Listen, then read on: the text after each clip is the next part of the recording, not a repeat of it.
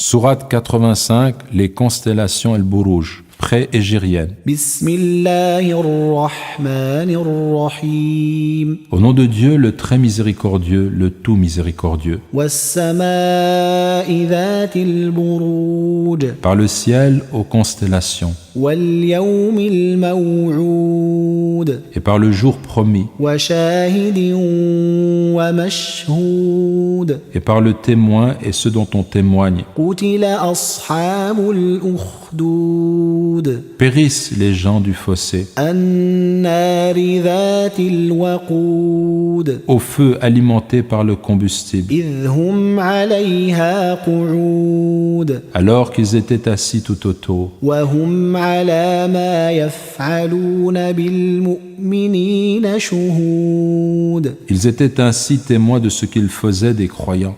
وما نقموا منهم إلا أن يؤمنوا بالله العزيز الحميد. Et ils ne leur reprochaient que d'avoir cru en Dieu, le Tout-Puissant, le digne de louange. الذي له ملك السماوات والأرض والله على كل شيء شهيد. Auquel appartient la royauté des cieux et de la terre, et Dieu est témoin de toutes choses. إن الذين فتنوا المؤمنين والمؤمنات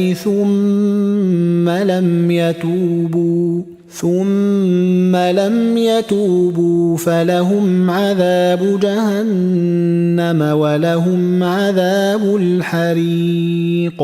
En vérité, ceux qui ont soumis à rude épreuve les croyants et les croyantes, puis qui ne se sont pas repentis, auront le châtiment de la géhenne et le châtiment du feu. إن الذين آمنوا وعملوا الصالحات لهم جنات تجري من تحتها الأنهار ذلك الفوز الكبير. En vérité, ceux qui ont cru et accompli les bonnes œuvres auront des jardins sous lesquels coulent les rivières. Cela est le grand succès. Commentaire, sens des expressions et explications. Par le ciel aux constellations, et par le jour promis, et par le témoin et ceux dont on témoigne. La structure de la phrase arabe par laquelle on prête serment comprend deux parties. Celle où le serment est énoncé, ici Dieu prête serment par les constellations, le témoin et ceux dont on témoigne, et celle qui comprend la chose relevant d'une certitude et pour laquelle on jure. Les commentateurs ont des avis différents sur ce point. Pour certains, la deuxième partie est sous-entendue. Vous serez ramenés à Dieu pour être jugés ou simplement omise. Cela selon le commentaire de At-Tabari. Pour d'autres, il est possible de considérer que la deuxième partie est énoncée au 4e verset. Certes, les gens du fossé ont été tués. D'autres encore renvoient la deuxième partie du serment au 12e verset. En vérité, la saisie de ton Seigneur est violente. Dans le sens, aussi vrai qu'il vous est donné d'observer les constellations du ciel, je jure qu'en vérité vous serez ramenés à moi, ou que les gens du fossé ont été tués, ou que ma saisie est violente. Par le ciel aux constellations, El-Buruj, pluriel de Burj, tour, citadelle, palais. Les commentaires traditionnels nous renvoient aux constellations zodiacales au nombre de 12. Ces 12 figures correspondent aux étoiles qui occupent différentes parties du ciel. Notons que cette répartition servait depuis l'Antiquité à délimiter scientifiquement les phases de la zone céleste parcourue en apparence par le Soleil et qu'elle ne concerne pas ici l'astrologie. Et par le jour promis, le jour de la résurrection. Et par le témoin et ceux dont on témoigne. Selon les commentateurs, le témoin désigne le vendredi, qui témoignera en faveur de ceux qui accomplissaient leur devoir en ce jour. Ce dont on témoigne désigne le jour de Arafat, pendant la période du grand pèlerinage, dont témoignent par leur présence les hommes et les anges. Il se réfère notamment à un hadith, dont l'authenticité n'est pas reconnue, c'est un hadith da'if, rapporté par Ibn Khuzayma. Le prophète, sallallahu alayhi wa sallam, aurait dit, le jour promis, c'est le jour de la résurrection. Le témoin, c'est le jour du vendredi. Le soleil ne se lève pas et ne se couche pas en un jour qui soit meilleur que le jour du vendredi. Il s'y trouve une heure durant laquelle Un adorateur musulman voit sa demande exaucée par Dieu. Lorsque son invocation coïncide avec cette heure, qu'il demande à Dieu quelque bien ou qu'il lui demande de le protéger du mal. Ce dont on témoigne est le jour de Arafat. Fin de la parole du prophète. Le compagnon Abu Hurayra, que Dieu soit satisfait de lui, affirmait « Le témoin, c'est le jour du vendredi. Ce dont on témoigne, le jour de Arafat. Et ce qui est promis, le jour de la résurrection. » Rapporté selon le commentaire de Ibn Kathir. Ibn Abbas a donné une autre interprétation de ces termes. Le témoin, c'est Muhammad sallallahu alayhi wa sallam, et ce dont on témoigne le jour de la résurrection. Puis il récita le Coran. C'est un jour pour lequel les gens seront rassemblés, et c'est un jour dont on témoignera, un jour donc mashhoud, selon l'expression coranique, sourate 11, verset 103. En s'adressant au prophète, sallallahu alayhi wa sallam, Dieu dit « Qu'en sera-t-il lorsque nous ferons venir de chaque communauté un témoin et que nous te ferons venir, ô Muhammad, comme témoin, comme shahid, contre ces gens-ci » Coran, sourate 4, verset 41, selon le commentaire de Ibn Kathir. D'autres explications ont été énumérées par At-Tabari, qui finit toutefois par conclure en affirmant que Dieu a prêté serment sans donner de précision sur le témoin et ce dont on témoigne. On peut aussi bien comprendre ce verset de façon générale, englobant tout témoin et tout objet de témoignage. Périssent les gens du fossé. Périssent, cette expression verbale peut être comprise de deux façons. Soit il s'agit d'une formule imprécatoire dans le sens que soient maudits les gens du fossé. Soit il s'agit d'une phrase déclarative qui donne la description d'un fait. On traduira donc « les gens du fossé ont été tués ».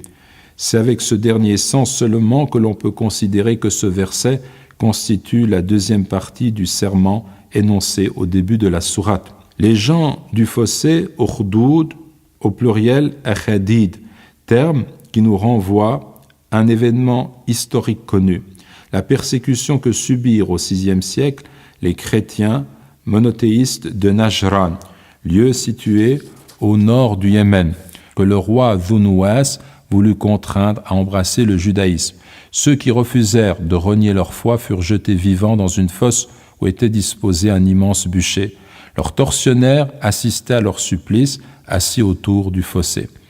On a dit que ce passage coranique faisait référence à d'autres événements, comme le récit de ce roi perse qui, afin de rendre licite un mariage incestueux, avait persécuté tous les savants qui refusaient de se plier à son intention de changer la loi divine, selon le commentaire de At-Tabari et de Ibn Kathir. Un hadith authentique rapporté par Muslim nous donne des informations complémentaires. D'après Suhaib, le messager de Dieu sallallahu alayhi wa sallam a dit « Avant vous, il y avait un roi qui avait à son service un magicien. Quand il devint âgé, ce dernier dit au roi « Je suis âgé. Envoie-moi donc un jeune homme que je pourrais initier à la magie. » Le roi lui adressa un jeune homme qu'il entreprit d'instruire. Il se trouva que le chemin de ce dernier passait à côté de la retraite d'un ermite. Il s'arrêta chez lui pour écouter son enseignement et fut séduit. Depuis ce jour, chaque fois qu'il se rendait chez le magicien, il faisait une halte chez l'ermite, ce qui lui valait d'être battu à son arrivée. Il finit par s'en plaindre au moine qui lui prodigua ce conseil. « Si tu as peur du magicien, dis-lui que c'est ta famille qui t'a retenu. Et si tu crains ta famille, dis-leur que c'est le magicien qui t'a retenu. » Sur ces entrefaites, il tomba nez à nez avec une bête féroce qui retenait plusieurs personnes prisonnières. Aujourd'hui, se dit-il, je vais savoir lequel, du moine ou du magicien, est le meilleur.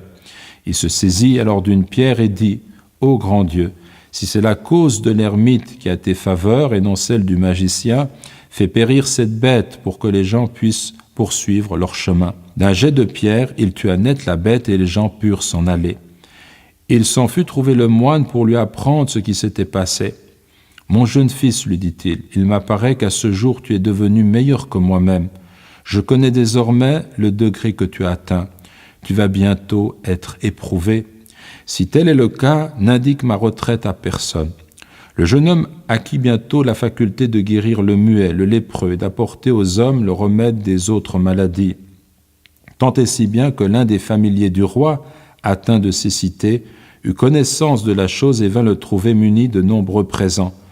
Tout ce que tu vois là t'appartient si tu parviens à me guérir, lui dit-il. Pour ma part, répondit le jeune garçon, je ne guéris personne. Seul Dieu, exalté soit-il, a le pouvoir de guérir. Si tu crois en Dieu, exalté soit-il, je l'invoquerai et il te guérira. Il crut en Dieu et Dieu le guérit. Quand il se rendit chez le roi pour lui tenir compagnie ainsi qu'il avait coutume de le faire, celui-ci s'étonna. « Qui donc t'a rendu la vue ?»« Mon Seigneur. »« As-tu un autre Seigneur que moi ?» s'exclama le roi. Il expliqua. « Mon Seigneur et ton Seigneur est Dieu. » Le roi le fit saisir et torturer, jusqu'à ce qu'il lui eût indiqué la retraite du jeune homme. On fit venir le jeune homme et le roi lui dit « Mon jeune fils, ta science de la magie est telle qu'il t'est possible de guérir le muet et le lépreux et de faire toutes sortes de prodiges. Je ne suis pas en mesure de guérir qui que ce soit, répondit-il, mais c'est Dieu seul qui guérit, exalté soit-il. Le roi s'empara de lui et le fit torturer, jusqu'à ce qu'il lui eût révélé la retraite du moine. On fit venir le moine à qui il fut dit « Renie ta foi ». Devant son refus, il réclama une scie qu'il lui fit appliquer sur le sommet du crâne. Puis il ordonna de le couper en deux. Ensuite, il se fit amener le courtisan auquel il demanda également de renier sa foi et qui, après avoir refusé à son tour, subit le même sort. Enfin, on fit venir le jeune homme auquel le roi intima l'ordre de renoncer à sa foi. Après avoir essuyé un troisième refus, le roi le livra à ses hommes et leur dit « Emmenez-le vers telle montagne, escaladez-la avec le jeune homme. Quand vous aurez atteint le sommet, demandez-lui à nouveau de renoncer à sa foi, sans quoi précipitez-le dans l'abîme. » Quand ils eurent atteint le sommet de la montagne, le jeune homme adressa à Dieu cette prière « Ô grand Dieu, délivre-moi d'eux comme bon te semblera. » Sur ce, la montagne se mit à trembler et les hommes du roi furent précipités dans l'abîme. Le jeune homme s'en revint sain et sauf vers le roi. « Qu'est-il advenu des hommes qui t'accompagnaient ?» s'étonna ce dernier. « Dieu, exalté soit-il, m'en a délivré. » Le roi le livra à nouveau aux mains de ses hommes et leur dit cette fois « Emmenez-le avec vous dans une barque. Lorsque vous serez au large, demandez-lui de renier sa foi, et s'il ne le fait pas, jetez-le par-dessus bord. » Quand ils furent au large, le jeune homme renouvela sa prière. « Mon Dieu, délivre-moi d'eux comme bon te semblera. » La barque chavira et les gardes se noyèrent. Le jeune homme s'en retourna auprès du roi qui s'étonna. « Qu'est-il advenu des hommes qui étaient avec toi ?»« Dieu m'en a délivré, répondit le jeune homme qui ajouta, « Tu ne pourras mettre fin à mes jours qu'en te conformant à mes prescriptions. »« Quelles sont-elles » demanda le roi. « Assemble ton peuple sur une grande place et attache-moi à un arbre. Puis prends dans mon carquois une flèche que tu placeras sur un arc. Et au moment de viser, tu diras « Au nom de Dieu, Seigneur de ce jeune homme ». Puis lance la flèche. C'est seulement en agissant de la sorte que tu pourras me tuer. » Le roi rassembla son peuple sur une grande place, crucifia le jeune homme à un arbre, prit une flèche dans son carquois, la plaça sur la corde de son arc et visa en disant « Au nom de Dieu, Seigneur de ce jeune homme ». Puis il décocha la flèche qui se logea dans la tempe du jeune homme.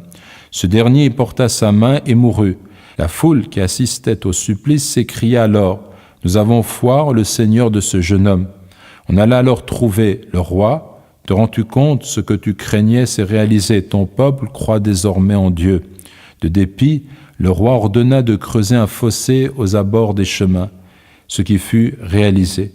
Il y fit allumer de grands feux et déclara « Celui qui ne renie pas sa foi, précipitez-le dans les flammes. » Ou bien qu'on lui dise « Jette-toi dans les flammes. » Ces ordres furent exécutés. Au moment d'y être jeté, une femme qui portait dans ses bras un enfant en bas âge eut un mouvement de recul. L'enfant se mit alors à parler et dit « Mère, fais preuve de patience, car tu es dans la vérité. » Le Coran dit « En vérité, ceux qui ont soumis à rude épreuve les croyants et les croyantes, qui ont soumis à rude épreuve, fatanou. » Autre sens possible, qui ont brûlé les croyants et les croyantes. Le mot fitna peut avoir, selon les contextes, diverses significations, épreuve, sédition, corruption, incroyance, tentation et feu. Quelques enseignements. Premièrement, les jours du vendredi et de Arafat bénéficient d'une distinction particulière, soulignée par le fait que Dieu prête serment en les évoquant. Deuxièmement, la persécution des croyants par les polythéistes et les négateurs est une constante dans l'histoire humaine. Le Coran relate ces événements de façon générale pour nous amener à comprendre qu'il en sera toujours ainsi. La tyrannie sera toujours vaincue au final par une foi indéracinable. Troisièmement, même lorsque les hommes commettent les pires crimes et les pires atrocités, il reste possible pour eux de se repentir et d'échapper à leur châtiment. Dieu dit, en vérité, ceux qui ont soumis à rude épreuve les croyants et les croyantes, puis qui ne se sont pas repentis, auront le châtiment de la géhenne et le châtiment du feu. إن بطش ربك لشديد En vérité, la saisie de ton Seigneur est violente. إنه هو يبدئ ويعيد Il est lui, celui qui commence et fait revenir. وهو الغفور الودود Il est le tout pardonnant, le tout affectueux, ذو العرش المجيد le maître du trône glorieux, فعال لما يريد faisant toujours ce qu'il veut. هل أتاك حديث الجنود T'est-il parvenu le récit des soldats فرعون وثمود de Pharaon et de Thamoud? بل الذين كفروا في تكذيب Mais ceux qui ne croient pas persistent à crier au mensonge. والله من ورائهم محيط Alors que Dieu, derrière eux, les cerne de toutes parts. بل هو قرآن مجيد Plutôt, c'est un Coran glorieux, في لوح محفوظ sur une table gardée. Commentaire sans des expressions et explications. La saisie de ton Seigneur, batsh, désigne le fait de se saisir de quelqu'un afin de le châtier. Dieu accorde un délai aux négateurs et aux tyrans afin qu'ils se repentent et reviennent à lui. S'ils s'obstinent, sa rigueur est alors redoutable. Celui qui commence et fait revenir. Le sens le plus apparent est qu'il commence la création et qu'il la renouvellera. Tabari relève cependant l'interprétation donnée par Ibn Abbas, que Dieu soit satisfait de lui et de son père, il commence le châtiment et il le renouvellera. Il la juge plus plausible étant donné le contexte. Le tout affectueux, El-Wadoud, l'un des noms énoncés dans le Coran que l'on peut traduire aussi par le bien-aimant. Le maître du trône glorieux, Majid, glorieux. Au cas nominatif dans la plupart des lectures, ce qui signifie que l'adjectif est rattaché à maître, le maître glorieux du trône. Le mot Majid peut toutefois se lire au cas indirect et il sert alors à qualifier le trône, le maître du trône glorieux, selon le commentaire de At-Tabari. Faisant toujours ce qu'il veut, fa'al est une forme intensive différente du participe actif fa'al que l'on traduit par le participe présent faisant, d'où l'addition du mot toujours. On pourrait traduire aussi par faisant vraiment, pleinement, parfaitement ce qu'il veut. T'est-il parvenu le récit des soldats de Pharaon et de Thamoud? Les armées de Pharaon et du peuple de Thamoud qui s'étaient opposés à leur prophète. Le terme Thamoud désigne la tribu arabe vers laquelle fut envoyé le prophète Saleh. Elle fut anéantie par un séisme assourdissant. Ce peuple, constitué de nomades peu à peu sédentarisés, habitait en Arabie du Nord sur la route de Syrie entre Médine et Damas. La vallée où vivaient les Thamoud se nomme El-Hijr. C'est aussi le titre de la sourate 15 du Coran. L'endroit est appelé aujourd'hui les villes de Saleh, Madain Saleh. Certains historiens ont considéré que cette tribu constituait une branche des Nabatéens, dont la capitale était Petra, actuellement en Jordanie.